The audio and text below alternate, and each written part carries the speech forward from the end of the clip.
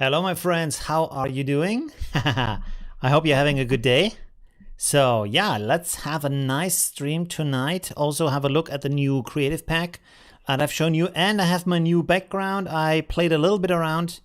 Let me know what you think about that, and also how you are doing. Hi, Eric from Meidling. Thanks for joining. Delford, hi from Colorado. Thank you for joining. Joanne from the Netherlands. Hi, thanks for joining. Go Create from Scotland. Hi, thank you for being part of the stream again. Jens from Germany. Hi, thank you very much. Nadine from from Switzerland. Hi, thank you very much.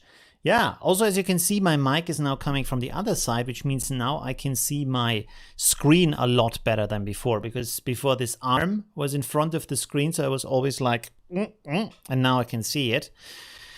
And also all the things should be more professional now because I invested in a Stream Deck. Look at this. Woo! So now I can do sound effects a little bit. I have to still learn how to do that. I only have 2 sound effects. One is this one. So I can do stuff like that now. And also switch between scenes, which I will show you later because I only have 2 scenes, which is the work scene and the talk scene, which is this one. Yeah, so let's see. I will add some more stuff in the future. I also wanted to have a voice effect, but there was only one, and I was to pay for it. I didn't want to do that right now. Maybe I find another option because I only want to have one effect, which is like a how do you say, reverb. And I have a lot of reverb effects. I just don't know how to turn it on and off. That's the only problem. All right, let's post this here real quick. 1 second. Boom, there we go. Okay, let's make this a sticky post. There we go. Okay, cool. Hi, Sabine from Portugal. Thanks for joining again. And Deborah from West Virginia. Hi, how are you doing? Jesus from PRPR. What is that? I don't know. Light to Pixel from Vienna. Hi, how are you doing? Thanks for joining. Did I forget anyone? I don't think so. Joe from, hi Joe, how are you doing? Where are you from? Hector from Denmark, hi, thanks for joining. Oh, and Joe is also a supporter, which you see on this little, can you see that in the chat? Like there's a little icon next to the name. That's pretty cool. On YouTube, that is, a YouTube supporter. There's also the Patreon supporter, stuff like that. So it's pretty cool. All right, awesome. Okay. Should we start right away? Oh, we also have to challenge. I forgot about that. 1 second. I have to open that up. We have a review for the challenge. Boom, boom, boom. Let me open this. Let me find this real quick. I was not part of the Benny Productions video. He did the review already on the medieval challenge, and there were some extremely cool entries. So that's okay. Also, there were like hundreds of entries, so that's also like. Of course, you can't look at everything out there, so that's okay. I still would have found it really cool, but well, that's also nice, you know. That's things happen. All right. Wait a second. Where's the chat? There's the chat. Boom. There we go. Hi, Joe is from California. Hi, how are you doing? Really cool. I was just watching a video where they talked about California, which not a video, Netflix episode. It's called Sweet Tooth, the little boy who wants to go to California. So yeah, just the first episode. I haven't watched much of that. Hi, Pavel. Thanks for joining. All right, let me open up Affinity Photo, and then we can look at some pictures and play a little bit around with the... by the way, also let me know if you want to see... should I do maybe a longer video about the overlays for the pack? Because I thought maybe that thing that I showed you as the presentation would kind of explain how to work with them, but maybe you wouldn't want to have some more details. Like, I think I left out some things, like you can change the blend modes. And also I found a kind of a workaround for this problem where you get these ugly edges that have a different color. I will show you in a second. Let me download real quick an image that we can use here. That one is pretty cool here. I don't know what that's in the background, but let's just download that. Let's go here and then save and then open. And then I can almost switch over to, so you can also see something. I hope you can see that. Let me know if that's too dark. Wait, there's the stream deck. So work live, boom. You can see I can switch just with a button. I can switch between scenes, so that's pretty cool. I only have 2 scenes right now. I wanna put some more stuff in there. All right, where's the chat? The chat is over here. Hi, Robert from Vienna. Oh, there's a lot of people from Vienna. It's interesting. It's really cool. Sweet Tooth wants to go to Colorado. Oh no, really? He wants to go to Colorado? Not California? I thought it was California. You're right. It's Colorado. Right, okay. Interesting. So you also know that show. Pretty cool. Let me look at the map real quick. 1 second. Let me check that out. Colorado. I was wondering because he was looking at the map and it was not at the beach. So California is over here, of course, and Colorado is somewhere. Oh my god, I don't know. Oh, no, that's Carolina. Oklahoma? Oh my god. Where is it? Georgia? Kentucky? Where is Colorado? Ontario? No, that's in Canada. What? Is it not a... Oh my god. Colorado, is that... Don't tell me... Oh, okay. That's over here. All right. Right, basically in the middle, right? Kind of. A little bit to the west. Okay, so this is Colorado. Interesting. All right. Okay, pretty cool. Good. So now that we know that, let's go back here to Affinity Photo. And like I said, we have these overlays that I created for you. Yeah, this is the Pro Pack. And if you look at the link in the store, I think I created a good overview so you can see them. Oh, the chatbot is already active posting that. That's good. Let me open this up real quick. So you can see here, blah, blah, blah. This is the pack. And then you have these and you can't click on them. But what you can do, I wrote it up here. You can right click and then open image. And then you see a larger preview of all the overlays that are in here, right? So you get kind of an idea what's in there. It's still small, but I mean, it's for the Pro Pack, it's 170 different overlays. So there isn't really a good way to show that. You can, like in the free pack, you have 7 of them, so there you can have a kind of a test, a kind of an idea of what's going on there, right? Okay, so a very easy way to use them is to just drag them in here. So you can just take them, drag them in here, and then you can simply resize them like so. And then you have it on your picture. You can go to lighten, and you can go to screen if you want. You can go to add. So you can play around with the different modes to see what is helpful for you. And as you can see, it's very easy and fast to create light effects. And if something is too weak, one thing you can always do is to duplicate the layer. You can see if I duplicate that, right now it's not getting brighter, but if I go to screen right now, yeah, you can see now it's getting brighter.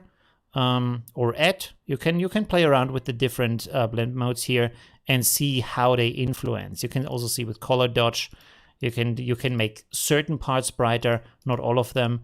So yeah, there's certainly a lot of potential to play around with that. And where's the chat, by the way? Hi D123 from Oregon. How are you doing? Where it says United. Ah, okay.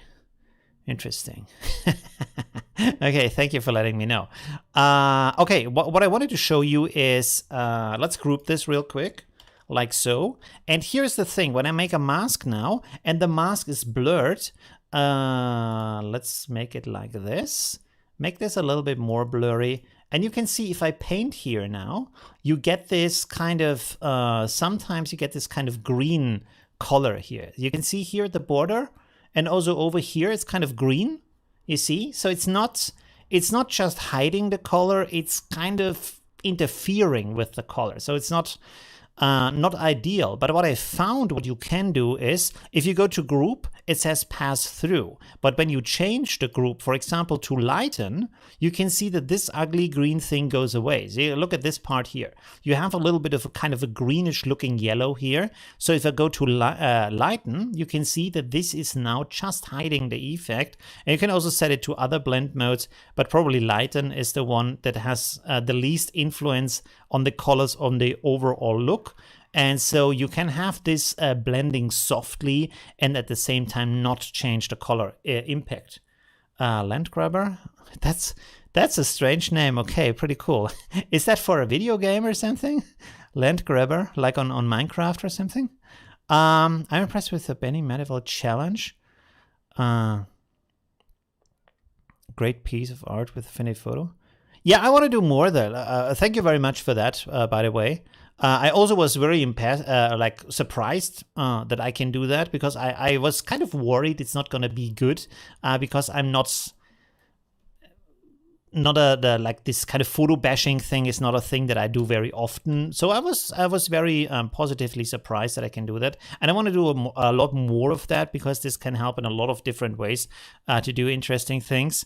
Yeah, and also of course with the overlays, to have more of a, how can I say, more of a use case, basically a reason to use these overlays, right? So that's also pretty good, and I want to do more challenges like that.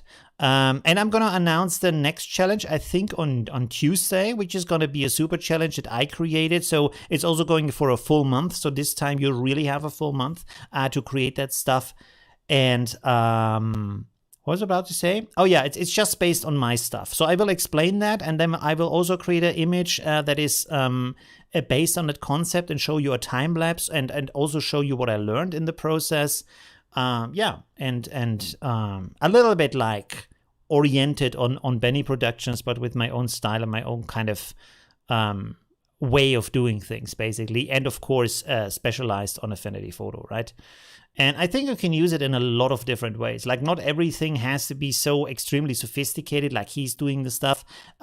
This kind of thing here that we are doing with the overlays is basically out of that skill set of working and bashing together pictures to create something new. And at the same time, it's photo editing, right? So yeah, it's just an English word. Oh, okay, I see. Interesting. All right. Pretty cool. There was, I think in gaming, there was always this kind of concept where they wanted to have like a multiplayer game where you can grab land and then, you know, build it up, and then different factions can fight against, but kind of never worked out, right? For some reason, this is kind of a thing that not really works in online gaming for some reason, right? Maybe because it just takes too long to build something up. And then, you know, you have so many people who are not like, I don't know, you know what I mean. Never mind. Anyways, okay, cool. So let's play a little bit more around with these effects here. So you can just drag in any kind of effect in here, and then I have made some of them these kind of multiple overlays. You see, like for example, this one has 2 in them, and the purpose for that is that you can use both of them if you want to, but you can also just use one of them by just selecting them and copying over or creating a mask, whatever you want. So there is just more on that, because I didn't just want to waste all that space just for one overlay. Yeah, so and also you can adjust them in color, so they have a lot of possibility. The reason, by the way, this is also something that I wanted to explain, is the reason why I created these color variations is when we look, for example, at this pack here. Where is it? The Spark set, like this one here. If you look at this here and then at this here, this is not just a color change, right? And the reason is because you can see here, this is mostly pink, but this is blue, and then it has some violet in here too. So this is not just, you can't create the same thing by simply adjusting the HSL, right? Or the color adjustment. And the green has some blue dots in here, stuff like that. And this is yellow and orange and stuff. So it's not just a change in color. There's a lot more stuff going on, although the particles are in the same position, as you can see.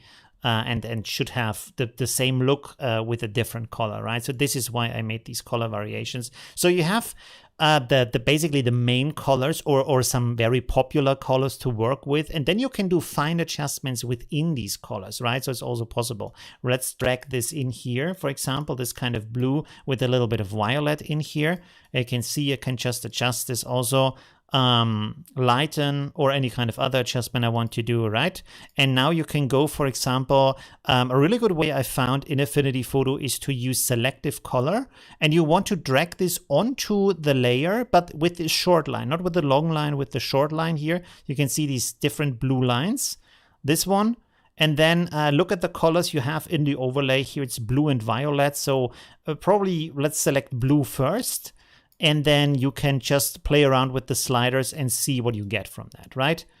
Just go visually here and see what kind of effect you get, what kind of adjustment you get, if it fits to the photo or not, right? So you can do a lot of adjustments here, and then also play around with the other layers if you want to. For example, the magentas might have an effect. Yeah, you can see here in the violet. Let's zoom in here a little bit. This has a certain effect here. You can see in the violet parts of the image, right?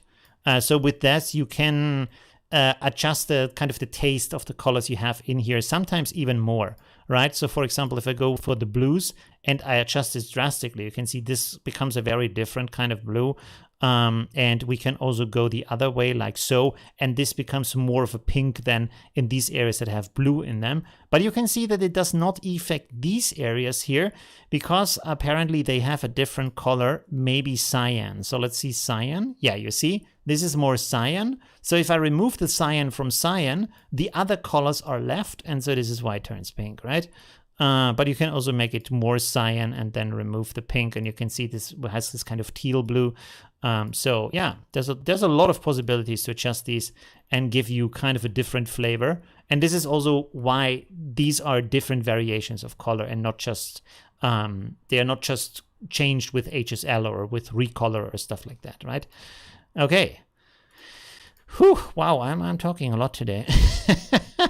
Ask me some questions if you have them about this. All right. One good idea that I showed you in the video. Let me open up this file here real quick. 1 second. Where did I put that? Is it in here? Trash? Yes, there it is. Okay, I made a trash folder now. I want to get a little bit more organized. So everything that is in trash, I can delete without thinking about it, right? So that makes things a little bit easier, because I have so many folders from these downloads. I don't know about you. Tell me if you have the same problem, like you have download folders upon download folders with stuff that you downloaded at some point, and you can't remember if you need to keep that or can throw it away. So you would have to go through hundreds of files that you downloaded at some point.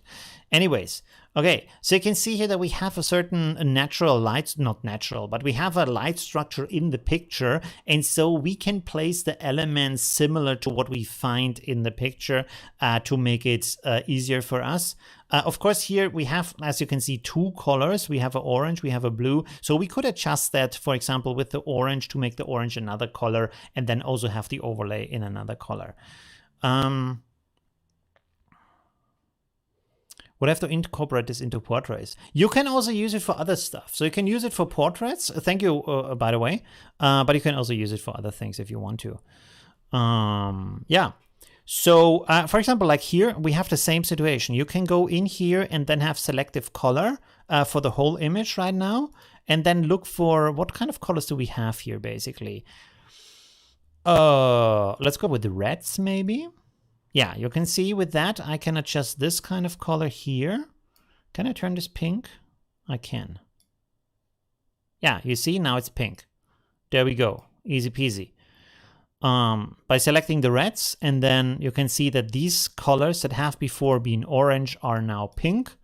And so now I can create or like put an overlay here that is pink in nature. For example, this one. Let's put this in here, set it to light. Lighten. And then, for example, I can put this over here where I already have a light shine from the pink light, right? And then you can, for example, put some on the other side that has a light that is more blue, for example, right? Or you change that to another color. So you can play around with that. And also, if you don't want to have these points here or anything, you can just remove that, right? You can just put a mask on that and then hide that behind the character, stuff like that. And that is a very good way, by the way, to create 3D effects in your image, right? Because if you move this over, so it moves behind the character, and then you just put a mask on here, it looks like it has more of a three-dimensional element in it, right? So let's just remove this here. You can see that is pretty easy. Like so. You can even get more precise if you want to on the edges, right? But you can see now if we do that, it immediately tricks our eye into thinking that this light effect is going on behind the person, right? You can see like this. Immediately our eye thinks, okay, this has to be behind her because it's just like there's a part missing, right? And then at that point you could put some more light effects here to reflect that this is moving along here. This is part of the effect too, yeah. There's the brush. There, you can paint this out. Boom, there we go. Okay, so that's very easy. If you want to see where your mask is, by the way, you can either, there's two ways to do that. The quickest way is to hold Alt and then click on your mask, and you can see, okay, there's some parts that are still open. There's some holes in my mask, so I can clean it up. And when you click on something else, you just get the mask back. Or what you can also do is to drag the mask out, and so that you see it punches a hole through everything. You have this kind of checkerboard behind the image, and it also is an option that also shows you the image at the same time. So that might be useful to have that, right? Okay. Do you use Apple products? Not really. The last thing, I used Apple products for a very long time. But recently it's kind of not my thing anymore. What was the question? I mean, a lot of artists use their products and wonder why you don't. When I watched artistic YouTubers, I see Apple products literally everywhere. I don't know. I think like create like artists or designers and stuff, they also like the look and the design of Apple, and this is why they use it, and also as very stable, more stable than Windows, because they make the computer and the hardware, the software and the hardware, so it's more consistent. But for me it was like it is also limiting a little bit at the same time. And if you know a little bit more about computers, Windows is good enough, you know, because you can like just build up your system any way you want. Also, I didn't like their kind of, they overdo it a little bit with their, they have it, what is it called? Oh God, how do you call that? They fence it in? No, it's called some kind of, with a garden or something. I don't know. Like everything is consistent and connected, so everything works together well. But at the same time, because of that, they take so many choices away from the user. And these choices can be very crucial at some points for example, backup of data, stuff like that, that it actually can be pretty dangerous for your process.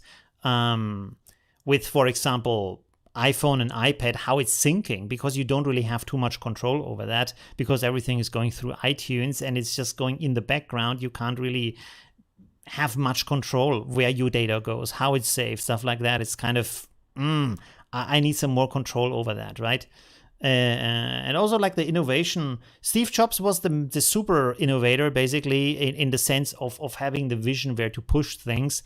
And now he's not around. The new innovations are like, I don't know.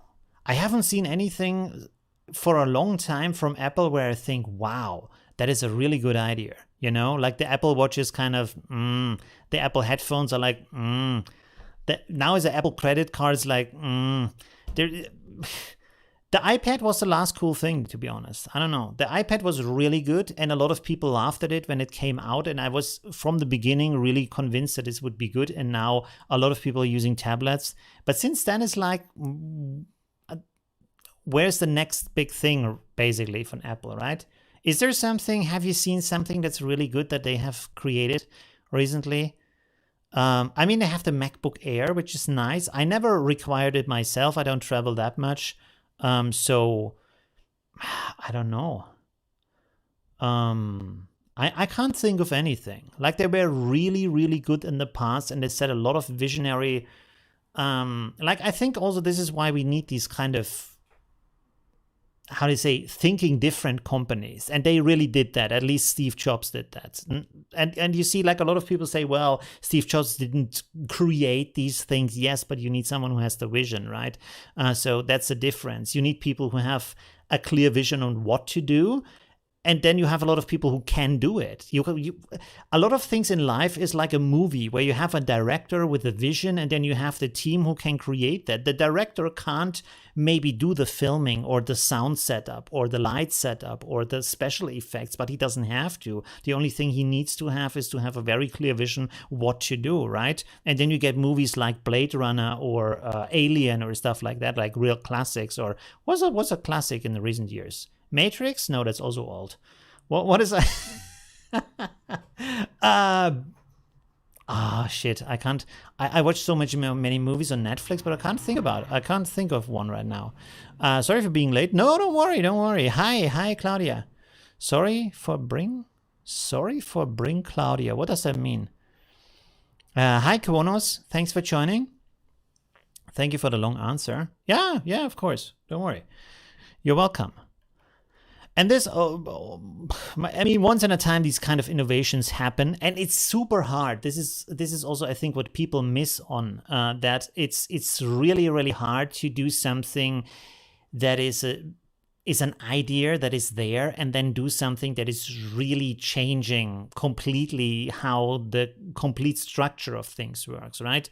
That is the big thing. Like, for example, people say, oh, there has been an MP3 player before the iPod. Yeah, but it was shitty. It was just a thing. It was nothing special. It didn't have any kind of integration or culture, or it didn't change the world in any way, right? It was just an MP3 player, like, meh, you know? And then they made the iPod, and the iPod was like really changing. That was the point where people said, maybe I should have MP3s. Maybe I should buy things online digitally and not like my old CDs, you know?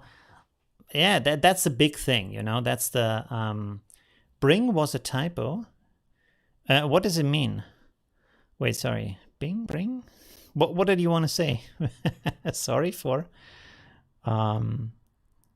being late. Okay, don't worry about that. Okay. I see. Okay, cool. What else can we do here? Let me know. Oh yeah, with the light.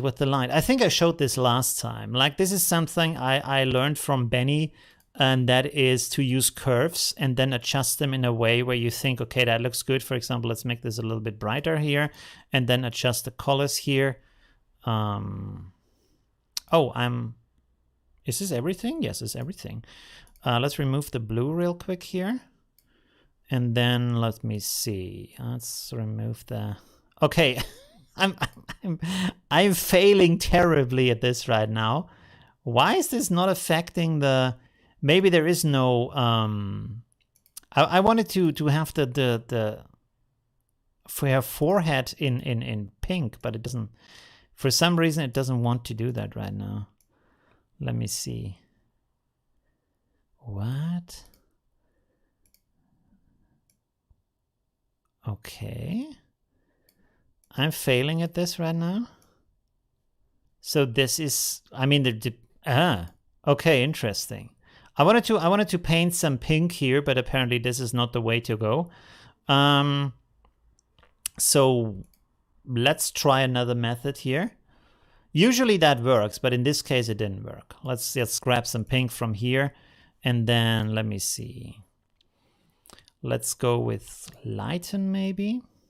How does that look? Sorry. I'm completely failing right now here. Sorry for that. I will show you with another picture maybe.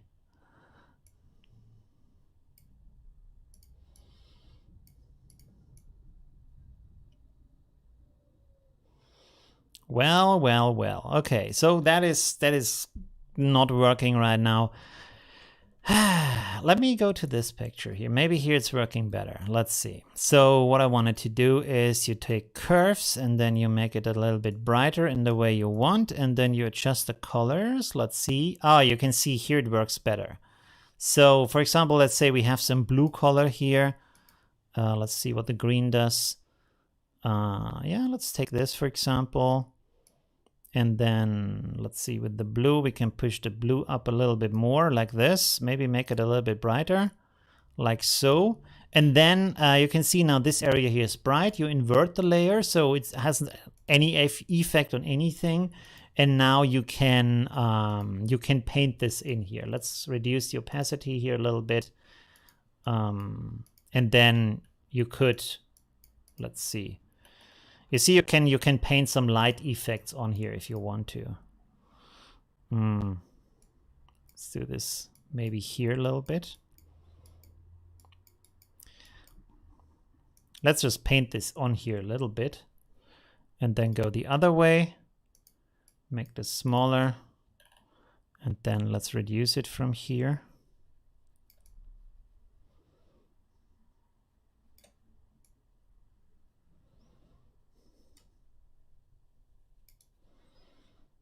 I still have to get better at that, by the way. And I have said that for a long time, I know, but yeah, you also have to find the time to do that. I think that's the main thing holding everybody back, is to find the right time to do these things. But you can see we have now some light here that looks kind of realistic. It could be better if you take some more time to adjust that. And the good thing is, because this is non-destructive, I can still go in here, you can see, and make it lighter and make it darker and have this kind of light effect here.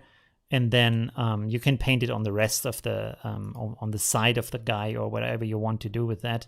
To have, for example, if this light would be closer to his arm, to have kind of a light effect here. And a good way to learn more about that is, by the way, to look at areas where you have the light, right?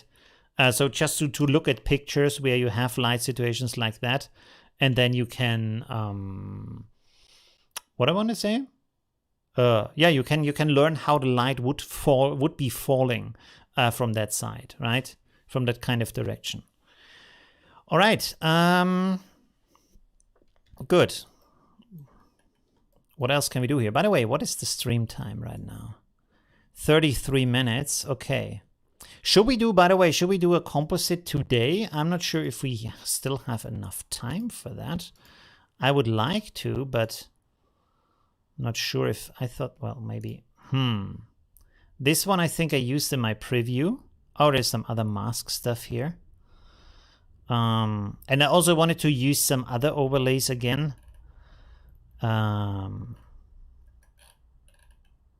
Ooh. What kind of mask is this? That looks pretty cool. Is that a mirror? Ooh. Wow. Okay. Is that just like a salad bowl or something that he's holding in front of his face? Oh, wow. Look at that. That looks pretty cool. I mean, you see the photographer here, so maybe that's not amazing, but the mask itself is pretty cool. Wow. Interesting. I wonder if you could do that effect just with a photo. Because chrome is basically, the chrome effect is basically just a reflection that is bent in the shape of the surface, right? Interesting. Anyways, make it simple. Yeah, maybe that would be a good idea. Like last time, right?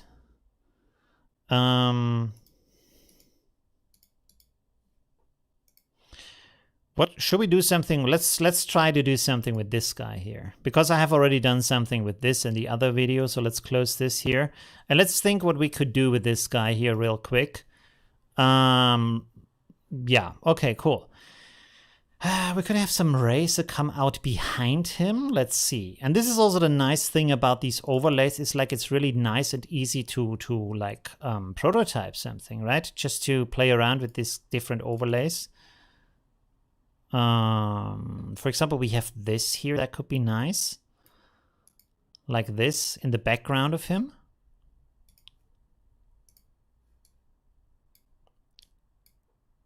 What? What is this? Why is there the half is missing for some reason? Oh, there we go. Okay, good. So we could technically, let's see if this is bigger. Is that cool? Should we do that? Maybe like so? Or maybe in blue? Let me see the blue one. Maybe we can, let's try this blue here. A little bit different.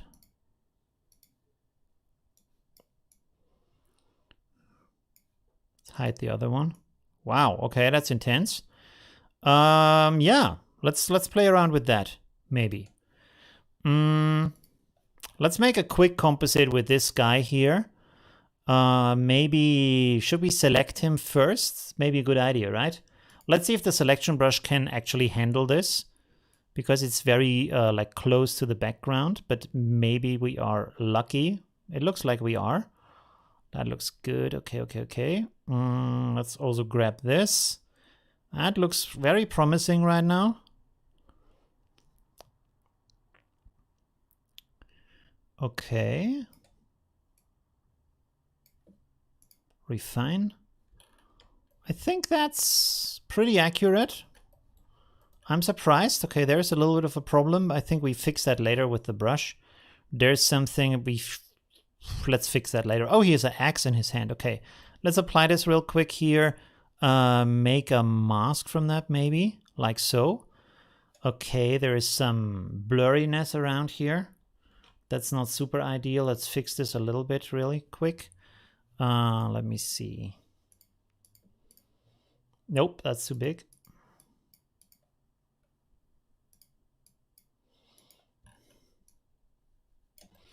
Let me clean this up here a little bit.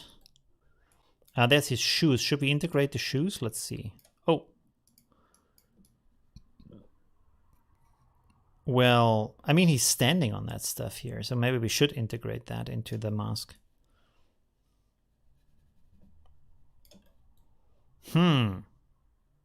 There's the axe. Let's reveal this stuff here real quick so we see what we're working with. There's not much to see here, actually. Okay, let's go like this real quick. And then in here, let's select this and remove it.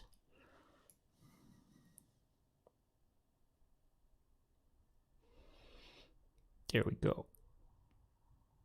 Boom. Okay. Brush. Make this white, right? No? Not white?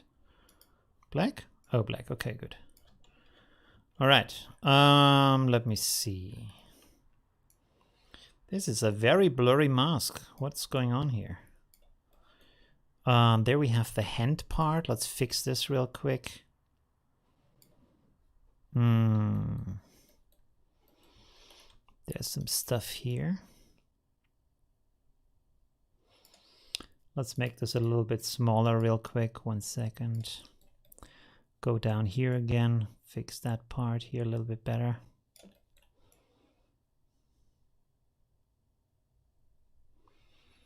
Let's see. All right. Yeah, probably good enough. Let's see. Let's put this on here. Actually, let's make a group of that so we can then still move around the texture inside. Come on, go in here, please. Boom. No? Don't want? Hello? There we go. Okay, good. Let's turn this on. And it's not working. Oh, the mask is the one, the wrong side around. So that's pretty cool. So now, boom, let's make this big. Okay, so you can see I have now the mask on the group. The reason for that is because now I can still move my my effect around without having to like readjust the mask. I know there's this kind of lock mask thing, but then still the mask is applied to just the character. And when you want to have it in more areas, that's not helpful, right? Okay. Let's see what else we can do. Should we, oh, sorry. Should we have an effect in front of him? Spark set. Like we have these sparks here, we could use that. Let's have a try on that.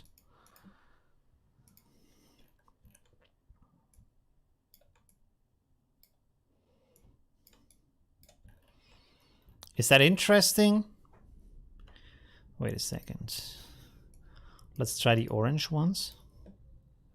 This is kind of flame, but we can still adjust that. So maybe that might be nice. Although I feel like it's a little bit... It's a little bit much maybe, right? Let me see. Come on. We have these wider lines. Well, you can use one of those.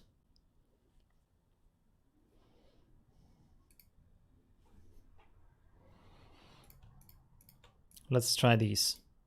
So you can see you can also grab multiple of them. It's no problem. I will just set all of them to lighten so we can then just like switch between them. So this would be one of them. Let's switch the other one off here.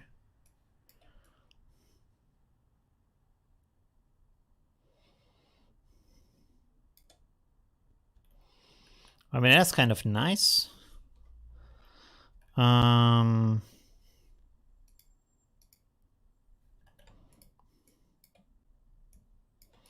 This would be the second one. Maybe we want to have a little bit brighter here. Let's duplicate this, set it maybe to, let's see, color dodge, overlay. Add.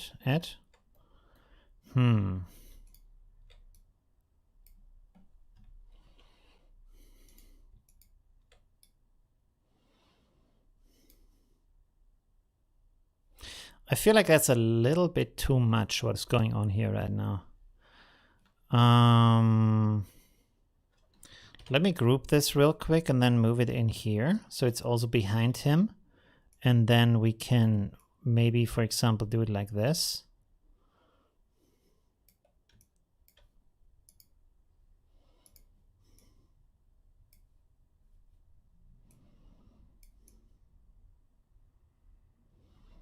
So it's kind of these wings behind him, right? Made from that. Is that interesting? Maybe a border around the picture. Really? A border? In what way? Match the X eyes on the color for what is in front of him. Oh, with the lines?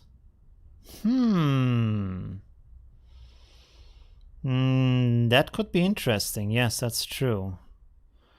Let me see from the lines. Do we have something that's a little bit straighter from these lines? We could use this down here.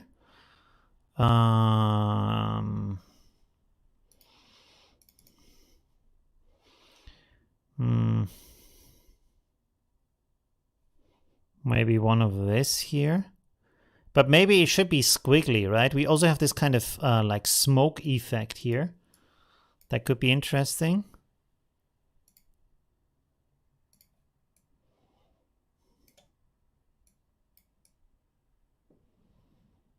Yes, that could be nice. Maybe make this pink. So we have kind of a difference in color.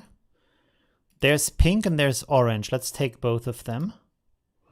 Okay, let's turn this off because that's a little bit too much for now. And then let's see when we take this to lighten and take this to lighten and then make it a little bit smaller. put it on the eyes.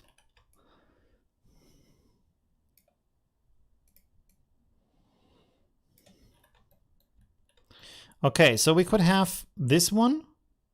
That's pretty cool with the blue in the background. Or we could have this one. I think the orange is kind of nicer here. Okay, so let's take this one. Let's put it here, like so. Maybe just flip it, right? Let's make a mask over that, mask to below. Like so, and then I take this, duplicate that, and then just flip that like so. And then we can have it like this. Maybe, wait a second. Make this a little bit bigger maybe. Whoops.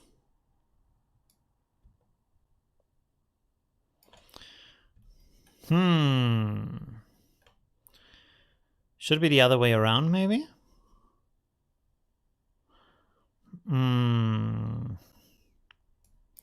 Let's switch them. But I think if we switch them, it overlaps even more. Which could be nice. Is that cool? I like the other one. It looks a little bit like an insect then. Or we take the other, the second one. Let me see. This is the second one, but the second one isn't like, doesn't have this kind of pointy end. Let's resize that 1 second. Then I look at the stream. Sorry, at the chat. 1 second. Sorry for that. There we go. Okay, cool. That's a little bit better. Oh, the snapping can be really annoying. Okay, let me see. Joe says, let me push this over here. Joe says, when you have more time, you're going to have to create a composite using the different packs you have created for us. Yes, I want to, this is one thing I want to do in the future more, is to use my own packs, because I've realized that it's a lot of fun to create them for you, but then I rarely use my own packs in my stream, so I want to do that a lot more in the future. So that's a very good point, and I have to create some concepts for that too. Hi, Damien from the Czech Republic. Thanks for joining. Today received a first batch of vaccine. Oh, that's cool. Awesome. Really good. My hands hurt. Oh, I'm sorry about that. So I did not participate in the challenge. That's okay. There's a challenge every week. Don't worry about that. I hope you get soon better. I will have my next shot, my last shot, I guess, next Friday. So let's see how I perform next Friday, because I think the second shot is has more impact, basically. Hi, Shari from Wisconsin. Thanks for joining. Really awesome. Thank you very much. Okay, let's see what else we have here that we can use for our guy here, right?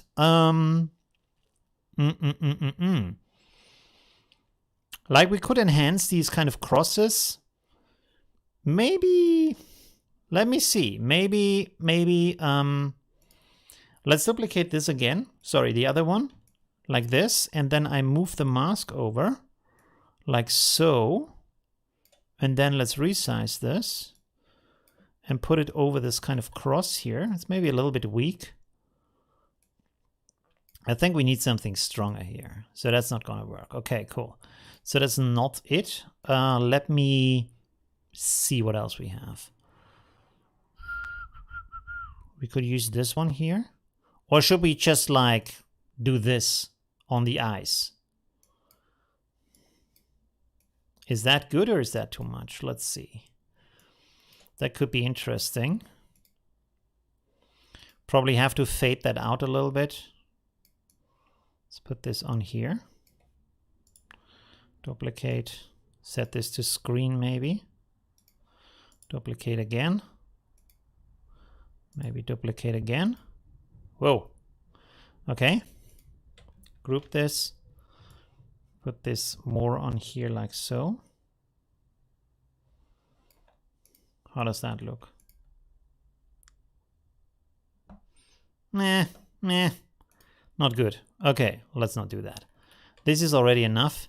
We could adjust these axes to have the same color as the flames that we have created, or these kind of light effects, right? So let's select these real quick, and maybe also that part. We actually don't have to select that. One second. Let's go to selective color here, and then we want to go to reds, basically. Yes, okay. And then let's see.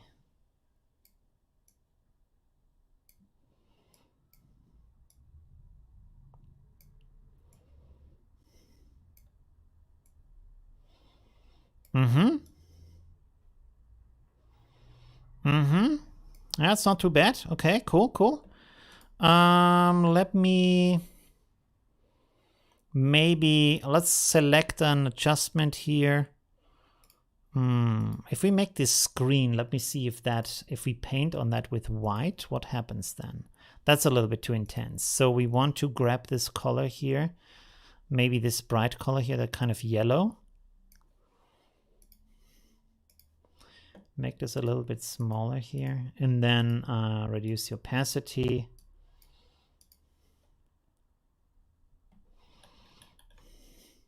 Set this to screen as blend mode here for the brush. And then let's see if I paint on this.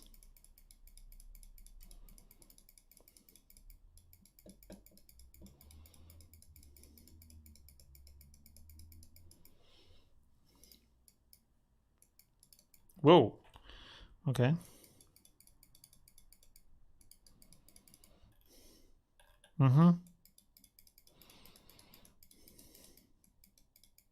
I will explain to you in a second what the effect here is that I'm doing.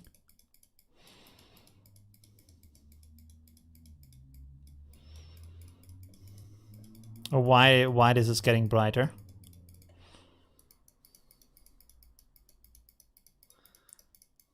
I can maybe make this a little bit stronger here.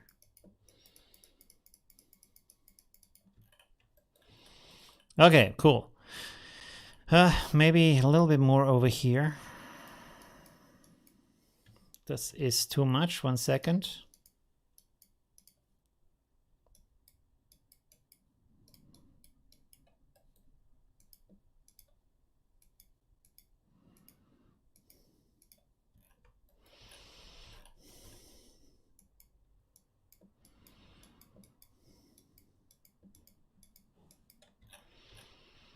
Okay.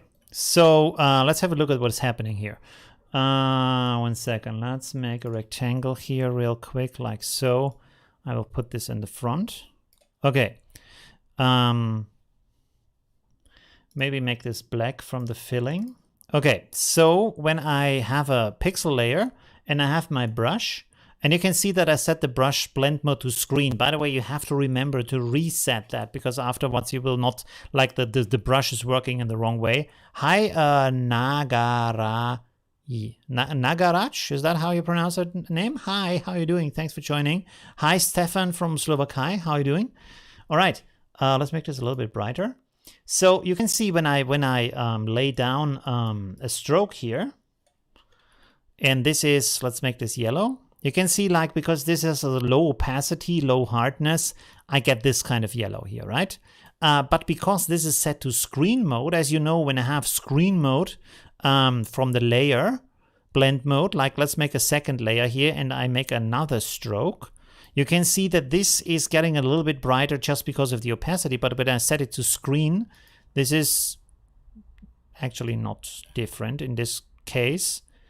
Anyways, okay, let's delete this again. So what is happening here is, because of the blend mode screen, the brush is interacting with himself on the same layer. So every time I brush on this, this is getting brighter and brighter and brighter. You can see, and it kind of has a maximum here because this is not completely white, right? I can maybe, if I set the opacity higher, is it getting brighter? Is it getting completely white? It's actually getting completely white. Okay, that's cool. So you can see this is kind of an effect where you can paint these kind of light effects or kind of flame effects or stuff like that. It's very nice for that, right? And you want to start with kind of a like a not super bright color, because if it's too bright, if you start out like this, then it's getting too bright too fast maybe, right? So if you start with something that's kind of medium or a little bit brighter than medium, then you can have several strokes, or you can start with something that is maybe, this is not good. One second, where's the, I like this chooser here. Okay, there we go. If you start with something that's a little bit darker like so, and then you can get brighter. You can see how this looks like a flame, but you can also see that this is now stopping at this kind of value. So then you have to go to a little bit brighter value, and then you can paint more on that. And this is how, for example, in digital painting, you would create a flame or stuff like that, which is a lot harder.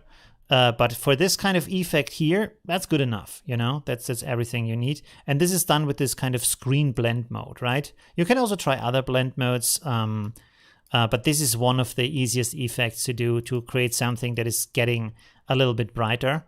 And as you can see here, when I have this on normal mode, this is not happening, because if I now put this down, of course this is getting a little bit brighter because of the opacity, but then it's stopping at 100% of the opacity of that color, but not getting brighter, so you're not getting that effect. You actually need to have this kind of blend mode screen set up, and you can see now this is happening. So it's a really cool kind of effect to have.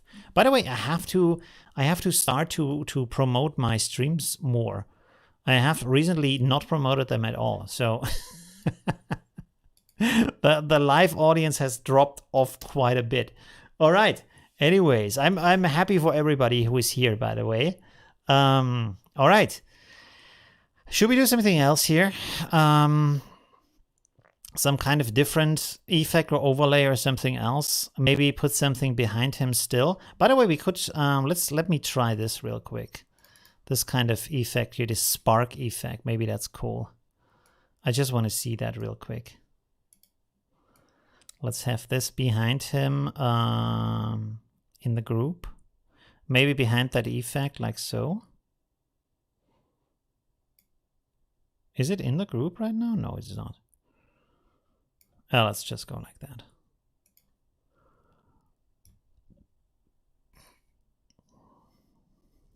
I mean, that's also nice. It's maybe a little bit too much, but it's also nice. Maybe maybe a different color. Let's go pink here. Let's try, oops, let's try these two here.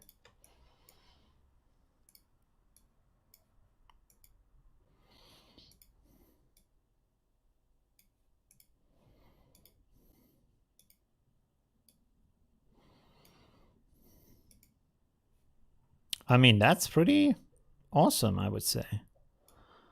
Is that too much, maybe? What do you think?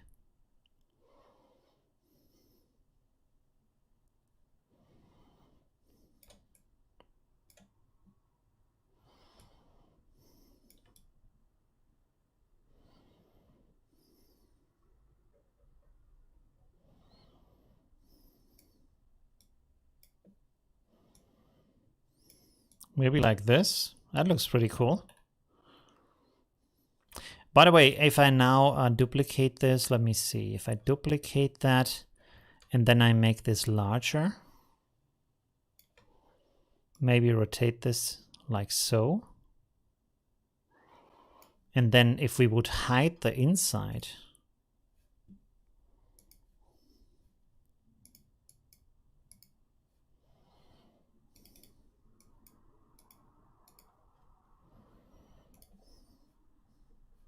see, now it's on screen mode, it wouldn't work, and that's pretty annoying. So yeah, it's you really have to remember to reset that.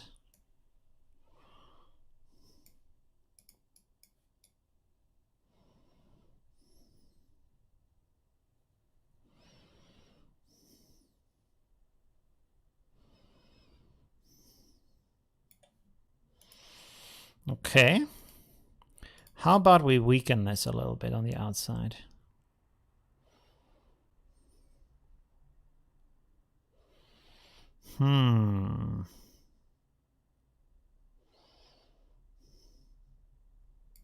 Let me combine these two into a new group inside of the group.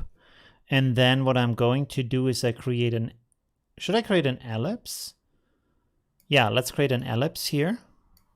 And then I will make a gradient that is transparent on one side and is also radial. And then we have to reverse that. So the content is in the middle, basically. The white part is in the middle. And we want to put this here like so. And then this is now going mask to below, which means that this will hide everything that is okay. We have to set this to lighten now again. Okay, you can see this hides everything that is not white in the or doesn't is not transparent. Let's say it like that. I can again readjust this to the center here, and then I think we want to have this as ellipse. Unlock the arms of the ellipse. Did I lock it or unlock it now? Yeah, unlocked it. Okay, cool. So we can go like this. Maybe bring it like so. That should be good. By the way, these stripes here, that is not from me. That is not my overlays. This is the background of the actual image. We probably want to hide that because that looks pretty ugly. Let's sample the color here so we have the same color as the background, and then just paint this in here.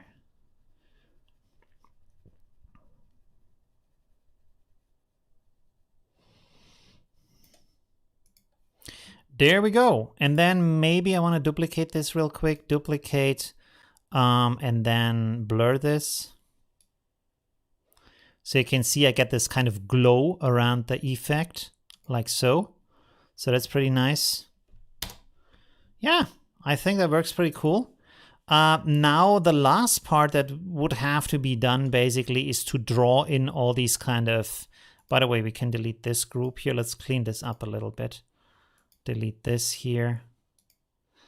Delete this also. There's too many things in here that don't belong. This is also something we don't need. This is something we don't need. 1 second. Yeah, that looks good. Okay, cool. So now the next step would be, yeah, let's go here and then curves, and then we can do this kind of brightness thing that we talked about before. And make this blue. As you can see, now this works really well.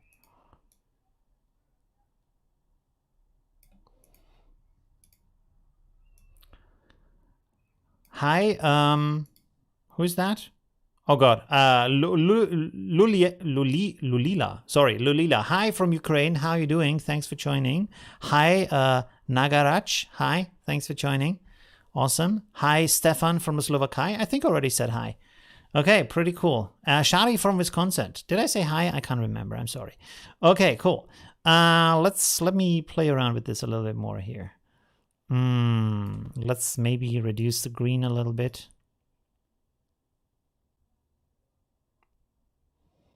Although, I mean, that looks pretty close to the background. Okay, cool. So now I will simply go in here, invert this, and then I think I'm going to control and then click on the mask. Hold control, click on the mask. Let's invert this real quick, like so.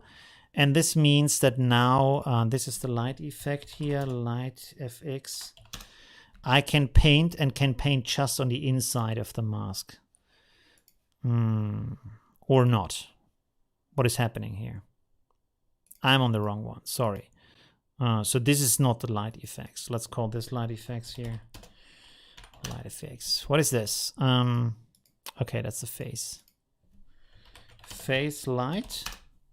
All right, okay, cool. So you can see now I can simply paint on here. Make this a little bit weaker maybe. Okay, let's do this real quick. I'm gonna paint on here and then some here.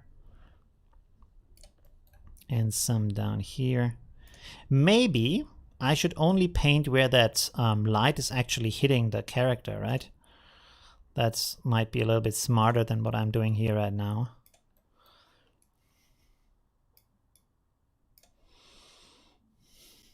Okay, let's remove this here a little bit and also here.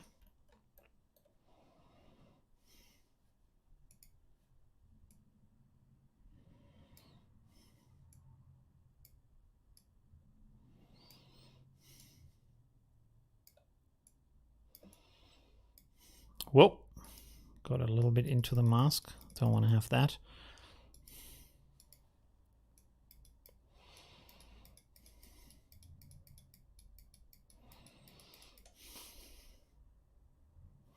Should we maybe have a little bit of the light also inside here?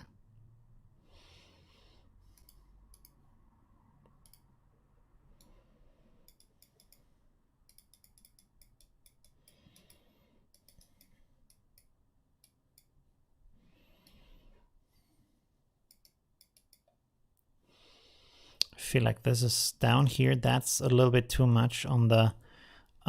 we have to remove it from the...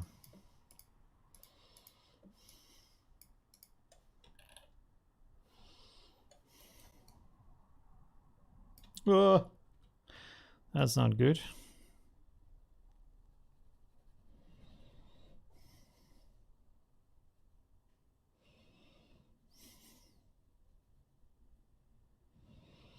Should I move it from there or not?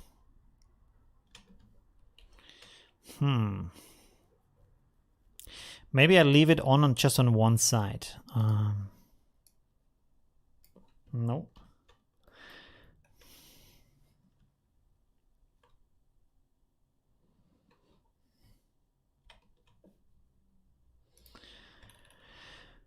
One second. Let me mask this here real quick.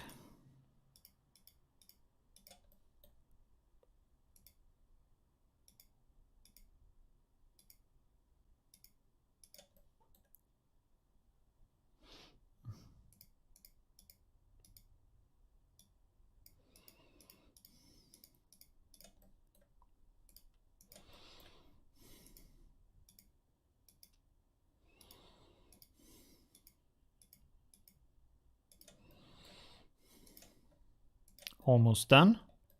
I think we can just go down here.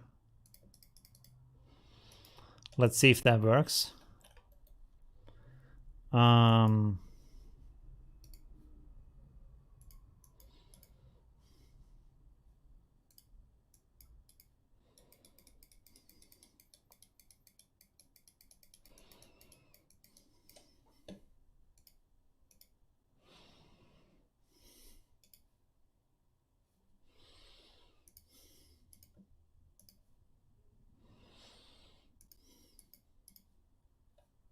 Come on.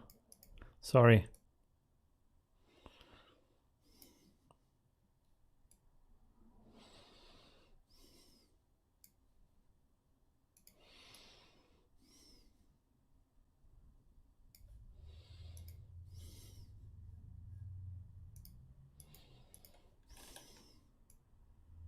Oh, that doesn't look good. 1 second.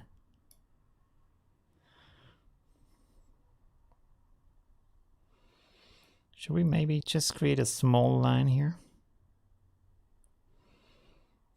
That's crazy.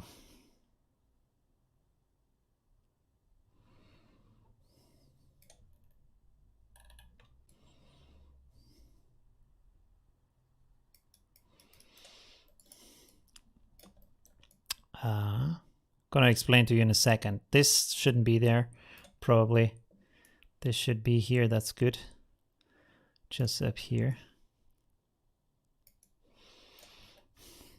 That's... yeah. Okay. Good enough. Should we maybe have a little bit more light? Maybe. Touch? A hint? Let me see. Let's make a second layer and then I explain to you what I just did.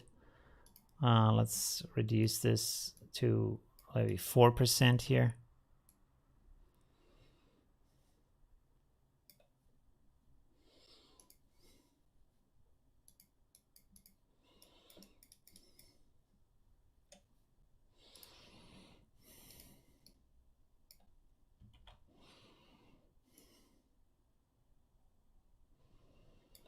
Okay, good. So 1 second. So what I did here is basically you have two things that are happening here right now. So one is the light effect in total. with the curve, right? And then you can see that this area here for the X is pretty dark.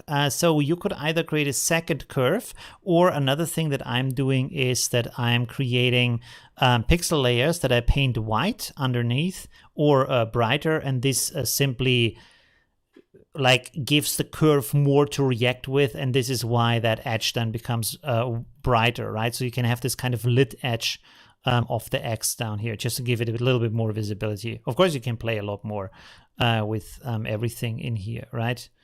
And yeah, so that's that. And of course, if you want to, you can create this highlight around all these kind of areas here, stuff like that. You can put them here on any kind of surface that is a little bit sharper, sticking out a little bit. I mean, you can see from the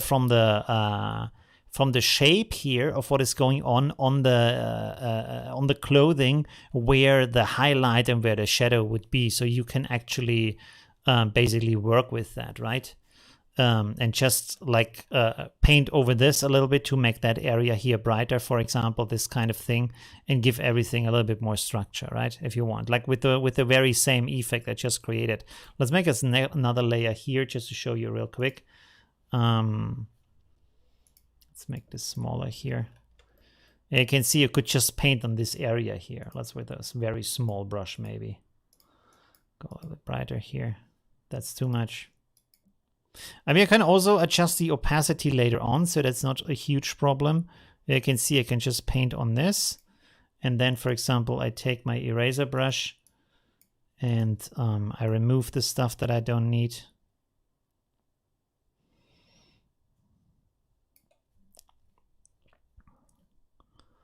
Let's remove this up here, fade this out a little bit.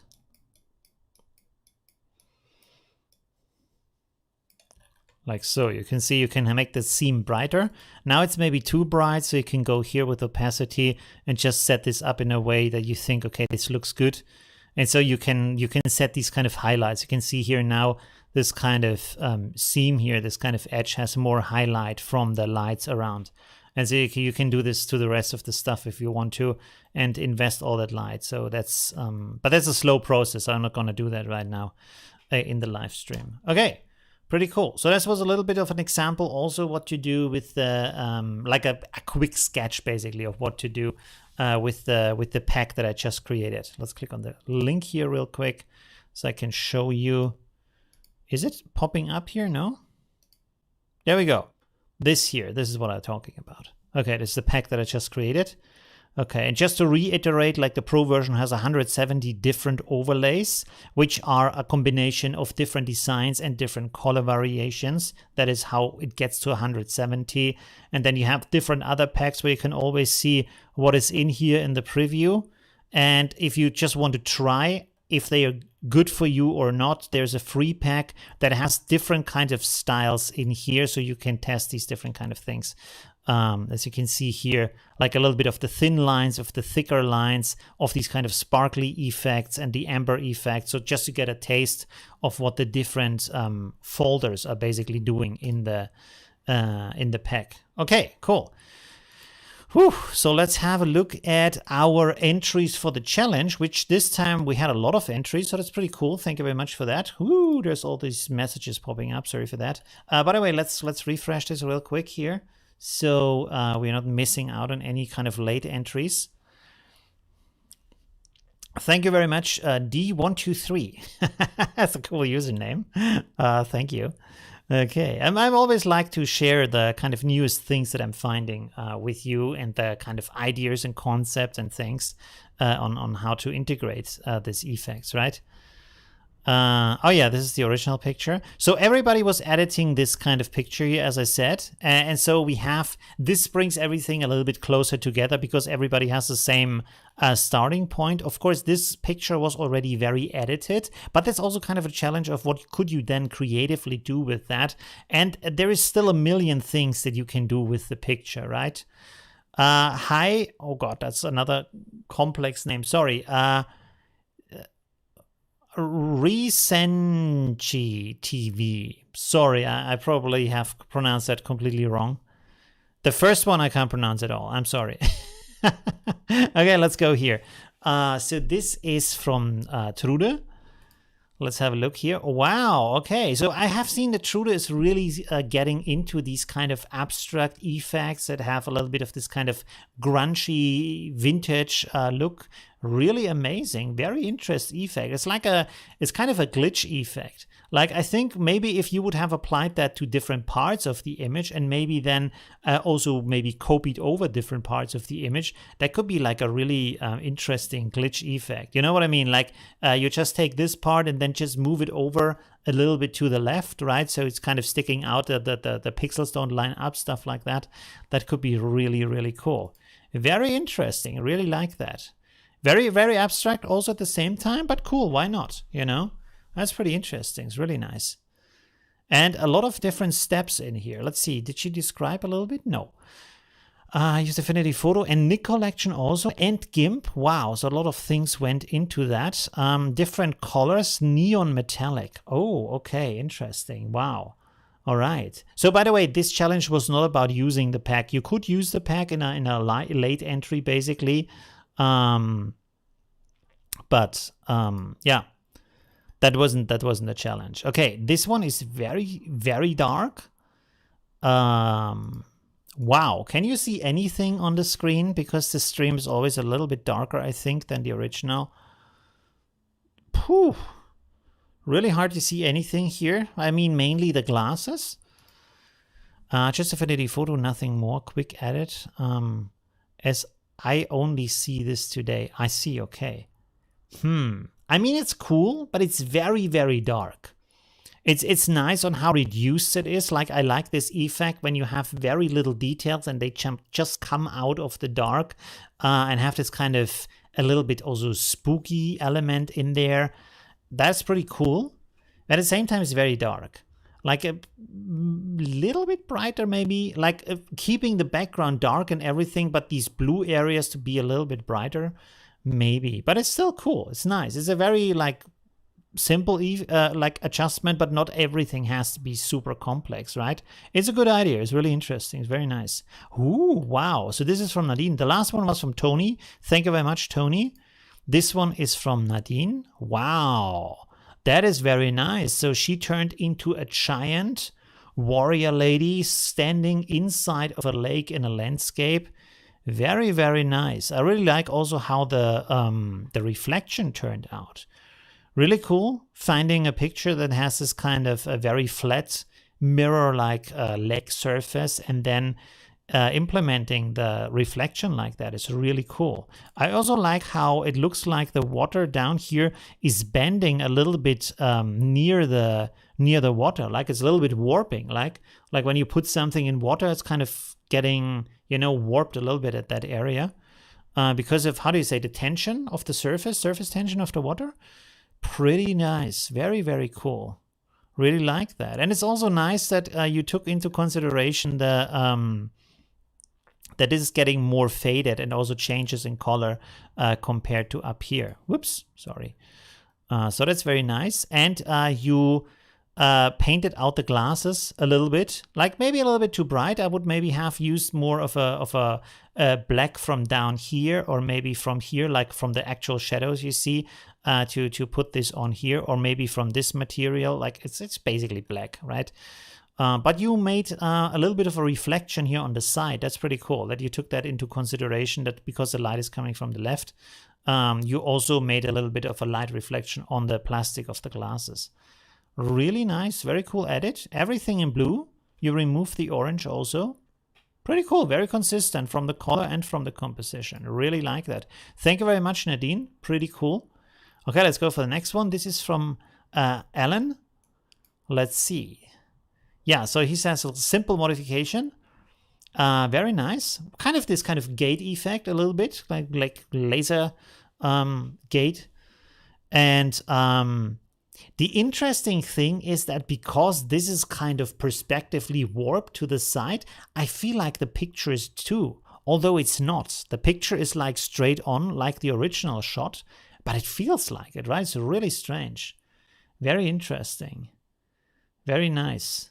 It's kind of, the thing I don't like is that the edge of the picture is kind of biting into that shine of the laser light around the around that kind of laser line here. So it would be nice if the shine had like enough space to fade out in the picture to make it just a little bit wider. But it's still pretty cool.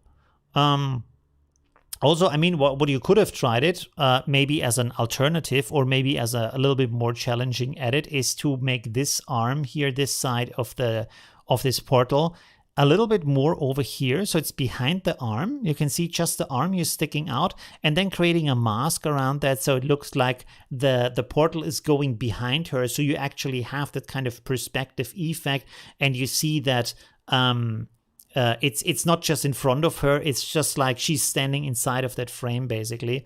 Although that begs the question, what is happening down here? Is it going through her leg? Is it going behind her leg? So that might be a little bit complicated. So maybe that was the problem here.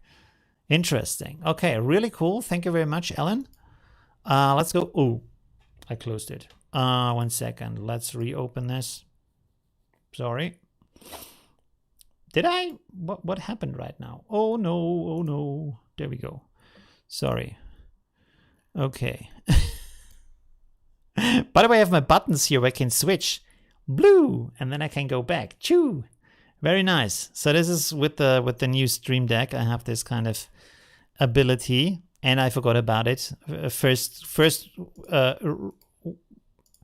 moment I can actually use that, I forgot about it. All right. Oh, wow. Niels is very skilled with his photo edits. Pretty cool. Very nice. Can it be bigger? No. I mean, it's filling the screen, so that's good enough.